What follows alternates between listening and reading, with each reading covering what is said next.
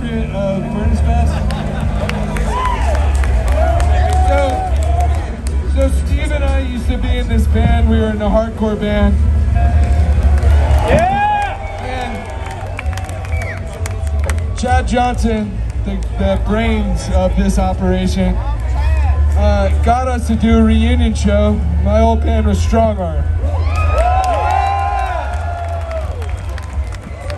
Cat's out of the bag. Cat's out of the bag. Cat's out of the bag. Cat's out of the bag. Cat's out of the bag. One more time. Meow. Oh, man, see, just the name of it, like, invokes circles. You guys see Beloved's set since the cat's out of the bag? So real quick, I just want to say something about Strongarm. Strongarm was and always was a ministry band.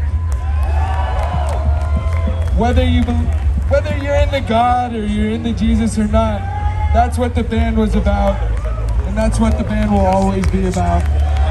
And what that means to me is loving each other, not this crazy, Trump stuff. Hey, nice shirt. I'm just saying, I didn't mean to get political, but Christianity for us was all about love, compassion, kindness, caring for you human beings. And anyone that says otherwise was wrong.